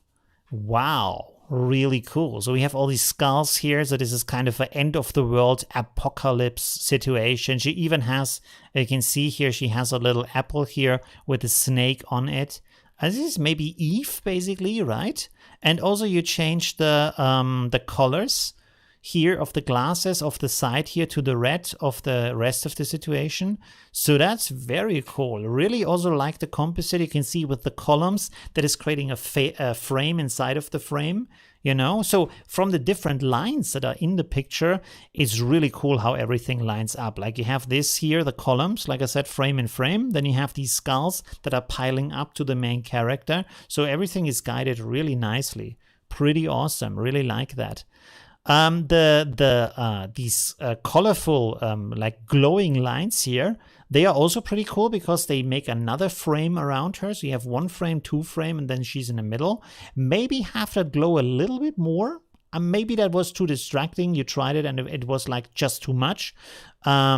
Because sometimes it's kind of hard to see them, and if this was like, if you duplicate that layer, for example, and maybe what you can also do is you duplicate the layer so everything is getting brighter, and then you create a mask, or you use your eraser to erase just parts of that, and then give an uneven glow to that. So some parts are a little bit brighter, but the others have the original brightness, and this can bring a situation really alive and make it really interesting, right? Yeah. Okay, pretty cool. Thank you very much, Niels. Really nice edit. Here also we have the original materials for everything. Very nice. Oh, even the skulls is made from 2 different layers, right? You have this ground layer here that has a little bit more of a wide screen to it, so you can see more and like just lay out a bigger ground. And then the other skulls here to have this pile in the front, right? Pretty cool. Very nice. Okay, let's go on to the next one. This is from Muhammad. There we go. Also a very dark one. This one is completely pink in that situation. Some patch at the background. I don't know how to make it disappear. Some patch? What do you mean? Like a pattern or something in the background? Because I can't see it in the background. So this is again very dark. Basically just the highlights in pink and then the glasses in pink. It's very nice. Like I said, it's very dark, so it's really hard to understand what you're looking at. So maybe like keep it that dark, but then make a layer that, like, for example, again with curves, where you make it brighter and then just paint in the highlights or just like the silhouette, the elements that you want to see in the picture, right? That could be a way to just still have this kind of readability where you know what is going on, what you're looking at, right? Because otherwise it looks cool when you have it on a big screen, but if it's small like here, like here, you can't see anything, right? So think also about how the picture looks when you look at it small. The next one is from Marcus. Thank you very much for the entry. Whew, okay, we have some more entries. Pretty cool. Wow, okay, so Marcus put her into a club. Again, adjusted the colors here. Everything is red and the background is also red. By the way, at this point you could think about if the background is so red, maybe make her blue or make her yellow or some kind of contrasting color that is different than red, right? Can experiment with that a little bit. I think blue is the biggest contrasting color to that. You can go to your color wheel. This is also a good way to figure that out. If you don't know how the contrasting colors work, just open up this color wheel and then you can see it here, right? So you can see here the biggest contrast to a light blue is a pink, and to a blue is an orange, and to a light blue is a red, and to a yellow is also kind of a darker blue here. So this everything, this is why this is the what's the English word? Composite color? It's like the meaning of it is just on the other side of that wheel is basically what it means, right? And then you have all these by the way, I would wish that Affinity Photo had more of this kind of color theories here built in. What you can do to figure that out also is to go to Adobe Color. Adobe Color, there we go. It's a free website that you can use, and there you have these concepts built in. I don't want to start a tour right now. So you can see here on the left side, you have a lot of these complementary is the word. You have a lot of these color concepts. I think I made a video about that too. Let me check that real quick, by the way. It's maybe a year or 2 years ago. Let's enter color here real quick. Color. Color secrets. What is this? I maybe explained that here, but I don't think so. The power of color. This is where I explain how to match color. Here you go. Choosing the right colors for you decide. Bloop. So I will put this in the what is the video called? I don't know. Let's just enter color here. Check this out when you have time for it. Let's go back to this real quick here. So here you have different kind of color concepts. You can see analogous, and then you go to monochromatic. You can see monochromatic is the same hue but different brightnesses, while analogous is in the same kind of area, but it's different hues still, right? Triad gives you these 3 points here. Triad, right? Complementary is on the other side of the circle. So you can see if I move this around, it's always opposite. So you can see how this is, red is to green, and then yellow is to violet, and all these kind of things. Blue is to orange, stuff like that, right? Pretty simple. Split complementary is you have one main color and two complementary colors. Double split complementary, two main colors, two complementary colors. Then you have a square, basically. And then you have compound. I'm not sure what compound is, to be honest. And you have shades. Shades is the same hue, but it's different brightnesses, different luminosities, basically. And then you can also create custom, right? So you have different concepts here. And the middle one, the one with the triangle here, that is always the base color. So you can play around with that. And you can also basically copy the color code over from here. So for example, if I measure this color here, you see, like this one here, if I hit it, there we go.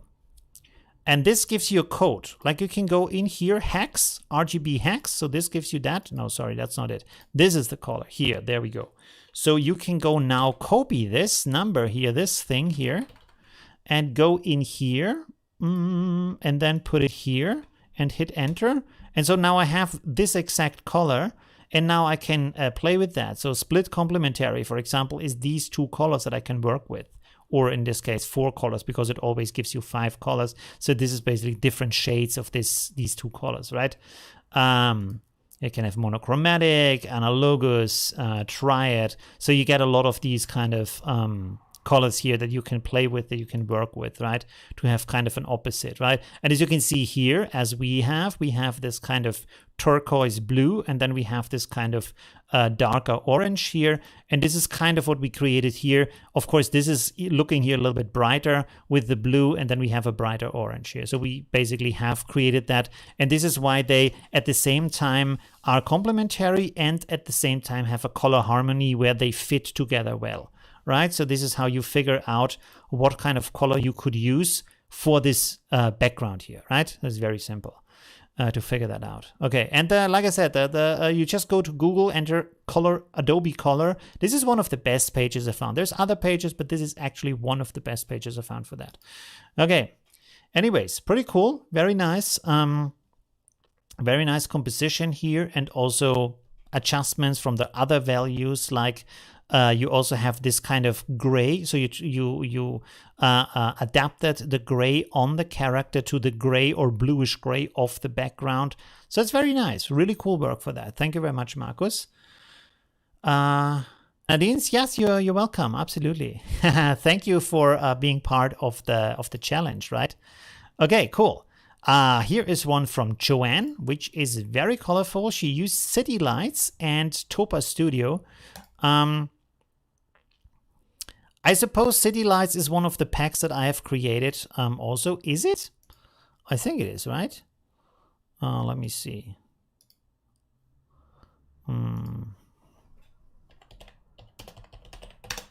City Lights. Was it that tutorial? Or was it this kind of City LUTs? This one. Iconic City LUTs. Could also be. You see, like there's some effects in there. We have like these really cool colors in here. Let's open this up real quick. Yeah. Always saying the same thing. Where is there an intro where we see these kind of cool colors? Like, for example, here, these kind of interesting colors from the LUTs that I've created. I can also link this real quick. 1 second. There we go. City LUTs. Oh, I forgot the link. Sorry, there's the link. Okay, there we go. That should work. I hope that works. Okay, cool. Whew. All right. So very nice. Here you can see the complementary colors.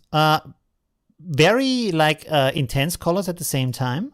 So they are kind of, you see like how colors can have different kind of qualities from how you emotionally react to them, right? So you can see that this is a nice green, but at the same time it's kind of this spooky green, and in combination with that kind of green, the red also looks a little bit more dramatic and spooky. So this is a little bit more like witch-like, horrifying, a little bit darker, right? It could be the same colors could in another environment, maybe a little bit more popping, a little bit more happy, be a completely different kind of setup, right? So the kind of tone that you set with the colors really has a huge impact on how an image feels, right? I also like this kind of effect that you created here with Topaz Labs, this kind of painted over effect. That is this kind of, you can see here on the hand, it creates this kind of spooky shine around the hand, which also gives, I feel like gives more of this kind of witch-like, spooky, ghostly character expression, you know? So really nice. I really like the colors here, you know? Really, really cool. You could even go a little bit more, this is also very nice here. I like this. You see here, again, very nice complementary colors. You can see down here, if you look at that, you have blue and then pink, which is the complementary of that, right? If you look at the color wheel again, there is the blue, and then, well, there's a pink is next to it, basically. But why does it work? I'm confused right now, sorry. Well, they are still a good combination. Sorry, I'm kind of, Are they not complementary colors? I thought they are. Let me see here. No, they're not. Interesting. But they work together really, really well. Like pink and blue is one of the biggest combinations that you have right now, also in photography with lighting, especially. So that's really, really cool. So they work very well together. Really nice. Very cool. I really like that. But these, like, I mean, this is more like, you can see from the colors here, if you look at that down here, sorry, again, This has more of a happy vibe, as you can see here with these colors. And this over here has more of a spooky vibe, you know? So it's kind of a question of maybe there was also the idea that it kinds of transitioning from a happy like situation to more of a spooky feeling situation. That could also be the case. Or maybe the green should be a little bit happier, so it has this kind of the same kind of feel as the pink and the blue down here, right? So you can play around with that. You can think about that a little bit on what kind of situation you want to set up. By the way, here's another advice that I can give you when you create something, when you design something. When you have softer shapes, you will find this very often in movies, and you will also find this especially in animation movies. You will see that the bad characters have sharp and spiky shapes, and the nice characters have round and fluffy shapes. Because this is also how we relate to something, right? If something is nice and round, you want to hug it, and if it's spiky, of course you don't want to hug it. It feels like it's dangerous, right? So let's go to Google here real quick. Let's go villain here. Villain. You can see, like, for example, even here, like they often have these kind of spiky elements on them, where it's everything is a little bit more spiky than you would have with the. There's even more here villains here. You see with the nose here from Cruella. You see that the spiky nose here, also spiky chin. Everything is a little bit spiky. And then if you go, let's go Disney hero or animation hero. Should I say animation hero maybe? I don't know. Oops. This is a good example. You can see how he has all these kind of round shapes around him, right? Big hero. Let's see, big hero. Whoop! I closed it. Sorry. Big hero.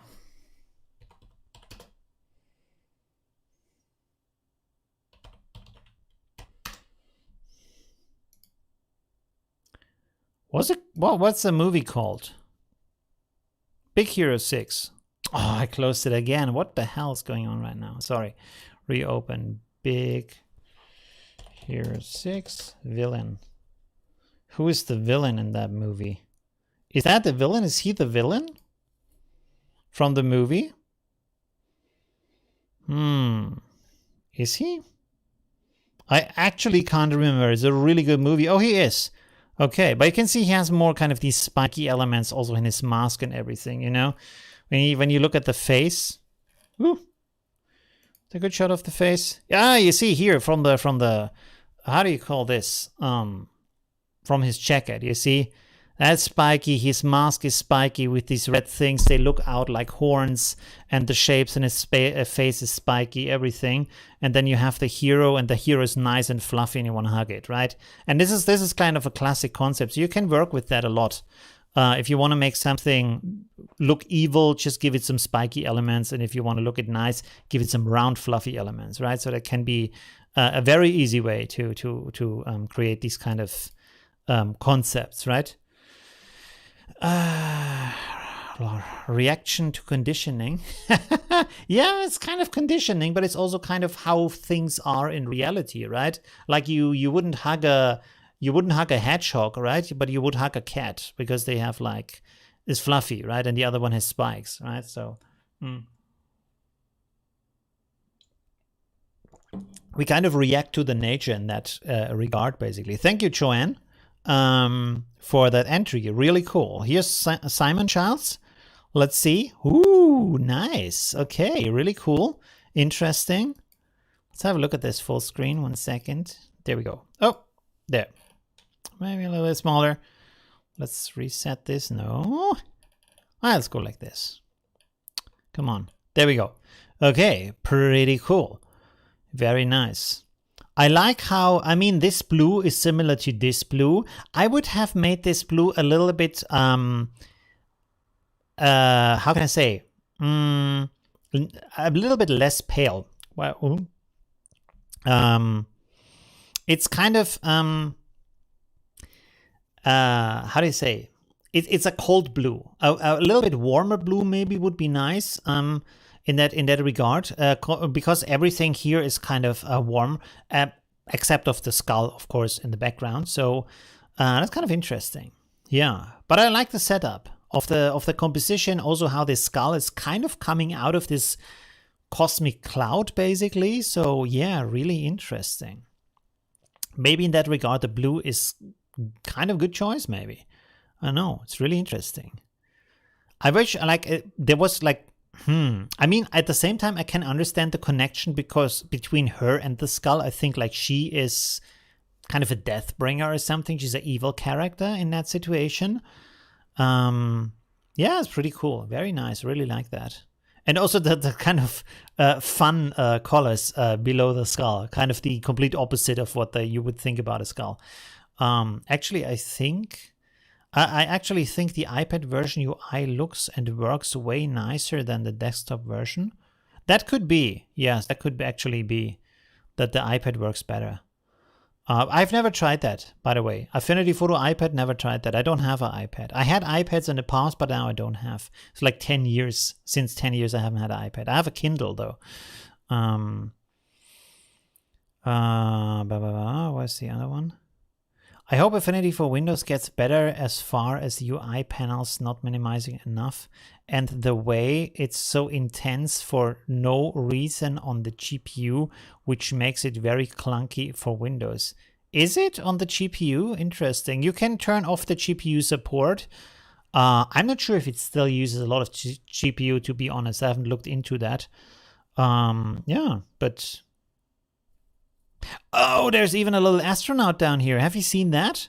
Down here, little detail. He's like floating away. Ooh, okay, pretty cool. You could, by the way, in this case, if he would be a little bit more blue and a little bit more shiny and maybe have some particles behind him to make it look like he's floating away, you could make him like it's a nice detail that is hard to like. It's kind of an Easter egg, basically. If you want, like with this, with a little bit more color, a little bit more effect, you could make him a bit more apparent if you want to. But if it's just an Easter egg, that's also cool. You just have this little astronaut down here. Yeah, pretty nice still.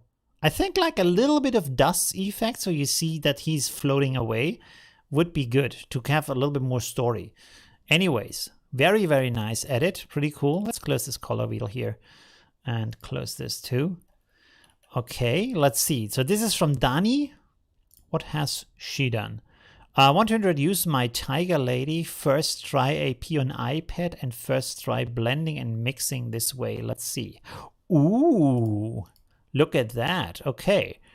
I was thinking like there wasn't much on the small picture because it looks exactly the same like the original. But then if you look here, wow, okay, very nice. So you blended a tiger, basically the tiger face with her face, worked out really good. Like you really nicely restructured the tiger face with her face. The forehead is not completely lining up, like the line here is going a little bit too far back, basically. You need to put it a little bit more forward, but perspective is kind of hard. But I mean, what you could do here, by the way, is that you could download a grid. Just go to Google and enter grid here and then go here and just search for these ones here, like this one. Just copy one over to Affinity Photo and then you can put it on here. And because you have these glasses, you can use the glasses as guidelines and then just put the grid over there and blend it so you just see the lines.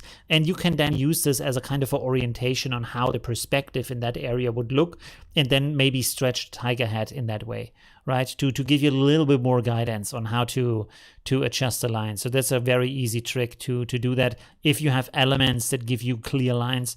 And the glasses are pretty good for that. But I really like the blending here on how you did the how can I say the effect on the face, right? It would be cool if you put some on the hands maybe, or maybe have a little bit of a claw here. Did you put a claw here with the finger? Is there a nail here? It looks a little bit like, I think this might be a nail. I'm not sure. Where do we have the original picture, by the way? Let me quickly check out the original picture here. 1 second. There we go. Did you put a nail? No, That's her original nail from the picture. Okay. This here. But could be a way. Or maybe some, like, you see some fur that's sticking out here. Some little details. Oh, you put some fur here, I think. Why did I close the original picture? 1 second. Let me have a look here. Did you make that? Oh yeah, you did. So you see here is her normal skin, and then you put some fur here, so that's pretty interesting. You could use a fur brush to create a mask to let this stick over her panties here a little bit more in a hair structure. You can see this in another one of my tutorials. I've created so many videos in the past, really crazy. Let's go here. If you look for fur on my channel, fur, I created this, the bunny letter, which is really cool, really nice tutorial. You should check that out, fur text.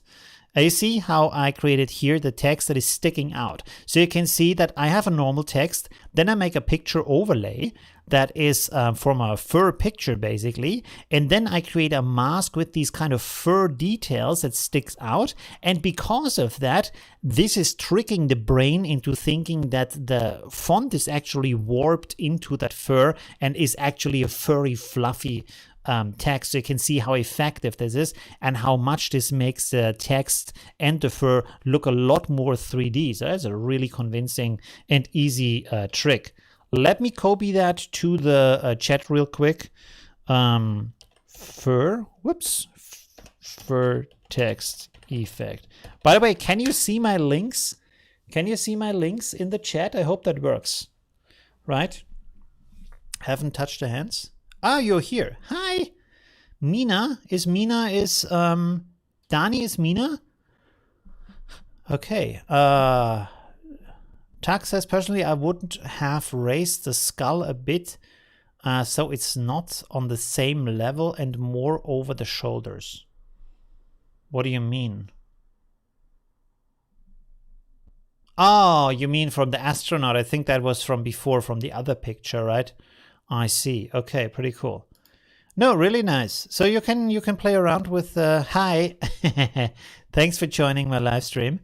Yeah, you can play around with that, like having it sticking out here a little bit more. Maybe add some here sticking out on the arm, stuff like that. So these kind of little details.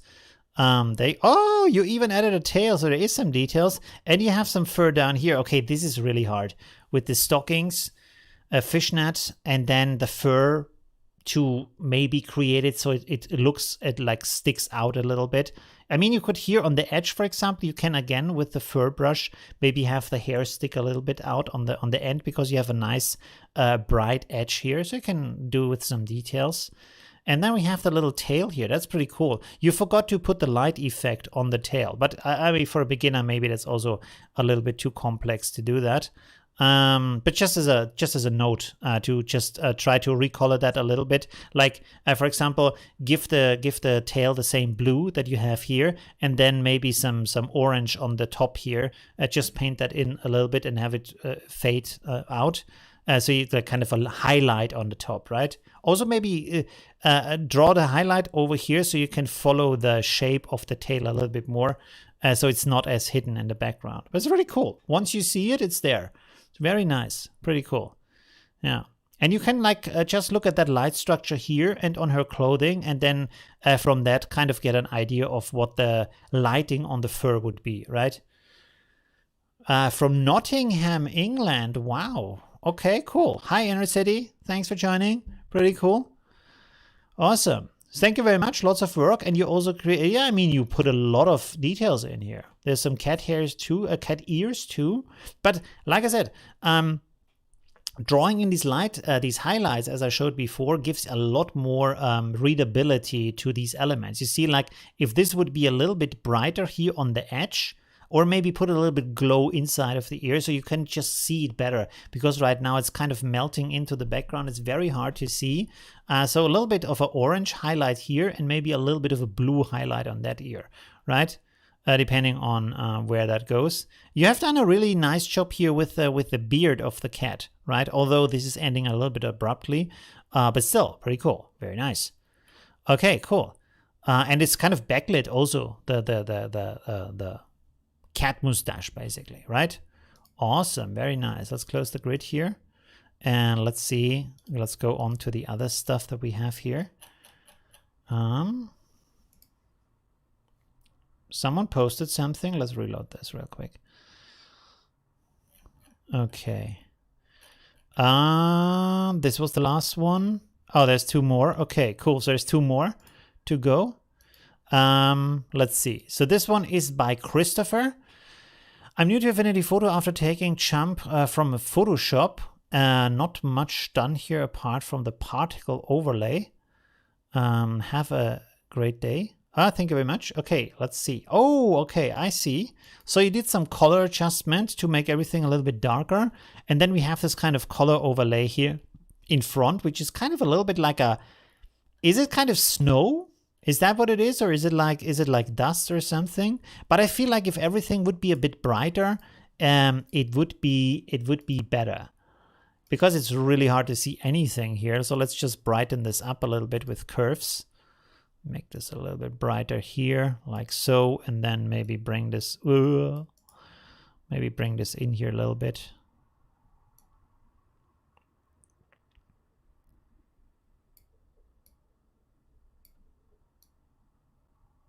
Yeah, that's not what I wanted to do.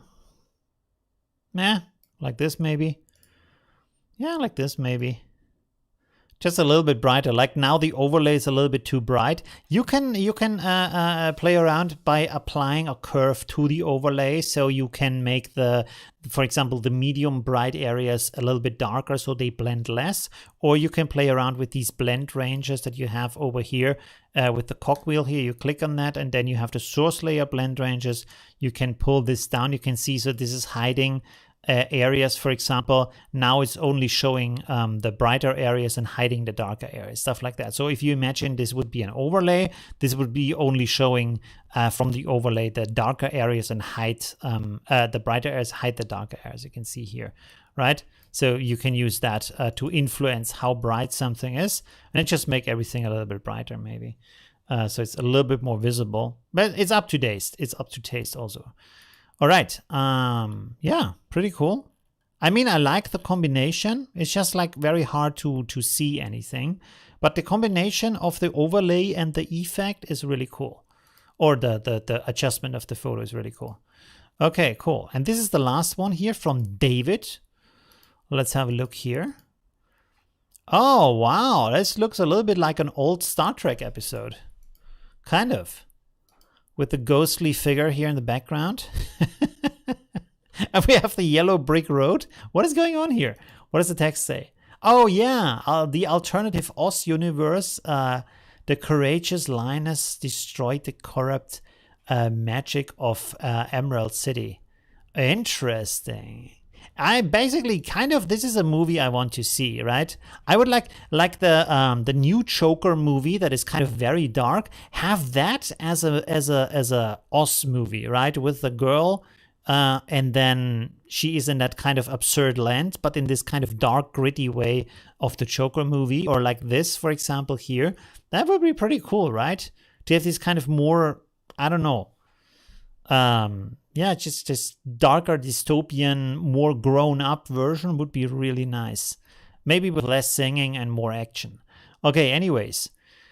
Very cool. I also like how you drew in the beard here, or maybe that's a photo of something. I'm not sure, but it looks very nice and it's very bright. So you can see here how good this is visible on that area here. One thing you did here though is when you look at the beard is that this is kind of on the strokes here is very evenly lit. So maybe make just the upper side a little bit darker and then the lower side different. So because they are so thick, you want to have this kind of a little bit of pipe effect, right? This kind of where the bend is kind of brighter on one side, and you maybe if you have this on a separate layer, you could actually do this with 3D light. That might be a possibility.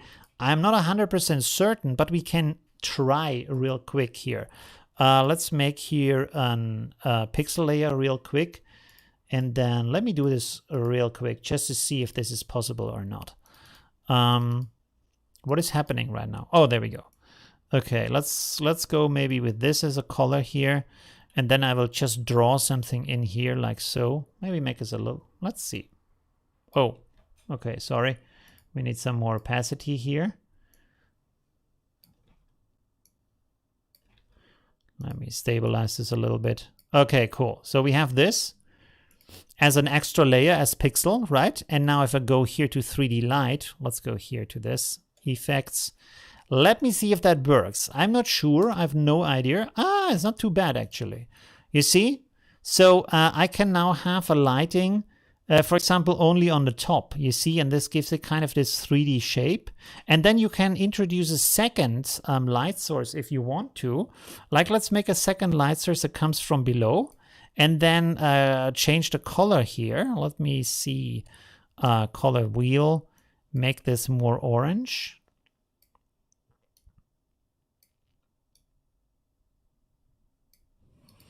Like this. Well, the orange could be nicer. I think the reason for that is the way that we painted the original thing in blue. Maybe I should have painted it in gray. Let me redo this real quick. Let's delete this and then paint this in gray. Medium gray, let's see. There we go. Let's bring this back here, like so. Yeah. Come on. Let's go like this. Okay, cool. So we have now a nicer orange light, and now the first light we're gonna make in a nice blue, like we have on the original light. And so this might be a way to do that, right? And you also have ambient light here. You can also make this blue if you want to, and then make this, for example, brighter or weaker. But you can see like this could be a very nice way to create a light effect on, for example, a cat hair or something like this beard hair, as you don't have to draw that, and you have this kind of light line effect, you know? That's, you can experiment with it. I don't know. Could be an easy way to do that. All right. Anyways, pretty cool. Really like that. Also like the head here. Like I mean, I think you know that all the elements that are put in are a little bit crude in the way that are put in, but that can also be a good thing, you know? You don't always have to be super perfect in the things you do. Sometimes you just want to create a quick mashup of ideas, of concepts, to put them together and see what it look, and basically have a sketch on that, right? Doesn't have to be super perfect. And then if you really like it, you can spend another 10 hours or so to get all the effects in there and like exchange the textures and all the kind of things to make it look great. Whew, all right, that's it. Or for a quick fix, use a gradient. You can use a gradient. Oh, now you can switch here. Boom, there we go. You can use a gradient. The downside of a gradient is right now in Affinity Photo, there is no way to switch, or sorry, not switch, to have the gradient follow the shape of your form, of your line, or of your, what is it called? My English is just dropping out right now. The vector shape. This is what I wanted to say. Sorry. Yeah. So that might be a possibility to do that. Let me switch over here. There we go. DFO would help. Depth of field to make it a little bit blurry. You can also do that maybe. Yeah. So there's different kind of, like, not for the light, but I don't know, to blur some things. That's the thing, some users don't have their monitors calibrated, so the artwork may be that might be a reason too. Yeah, that might be a reason why some things are very dark, is because of the missing calibration. And I mean, you can get these calibration tools new, and it's not that expensive, or you can get them used also. Let's go to Amazon here real quick. 1 second. Amazon. Skin calibrator. This one, for example. I mean, it's not for free. This one here, for example, it's not for free. It's like $140. But on the other hand, you can use this on all the kind of monitor. This is the one I'm using. You can use it on all kinds of monitors that you have. that you can install this software and run this on, basically. But if you have multiple monitors like I do, or maybe you have a pen tablet screen thingy, I don't know what is it called, like the Huion screen stuff, you can also calibrate this, like any kind of screen, right? So that might be really useful to have that. And so you see the actual colors that you are editing and working with. That might be good. Yeah. So that might be a thing that it would be interesting to invest in. Or like I said, maybe get a used one, maybe borrow one from a friend if you have one. So that might be a thing. Okay. Wow. Okay, that was an intense. Oh, we are almost at 2 hours, so we are really timely today. So that's cool. Do you have any other questions? By the way, I wanted to show you the other sound effect I have. I was, because sometimes nobody is writing anything in the live stream in the chat, so I had this audio effect for that.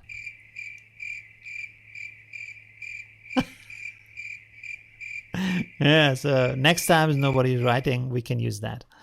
Okay. Cool. Yeah, that was really interesting. I hope you enjoyed that. I hope I could give you some interesting insights.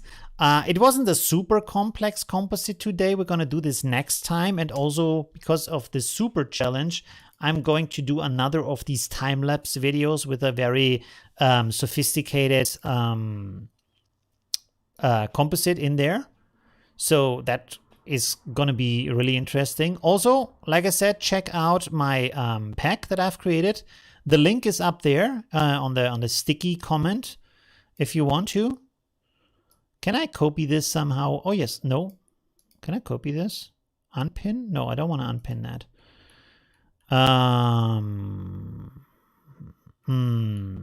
It hasn't been. Oh, there it is. Why is there a ... It does the YouTube redirect? Holy crap. Okay, anyways. Let me, sorry, let me put this in the chat real quick. Lines of Light overlay pack. Check that out if you want to. There's a free version, there's a premium version if you want to. That would be awesome. Yeah, okay. Whew.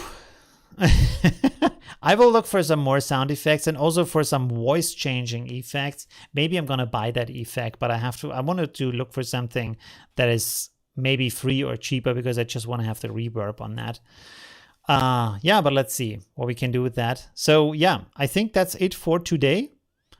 And yeah, thank you everybody for watching, and see you on Tuesday where I will give you a new tutorial. By the way, before you go, wait, before you go, one thing I was thinking about with my channel is I want to make everything a little bit more like entertaining, a little bit more gritty maybe. So the last one was pretty nice with the things that Affinity Photo should have. But I want to make also more videos that are in the sense of, for example, a topic, can you do this with or that with Affinity Photo? Or I can't remember good topics right now, but you know what I mean. You know, also maybe challenging myself to certain things that I can show you, things like that, that go a little bit more than just show the basic function of how a brush works, you know.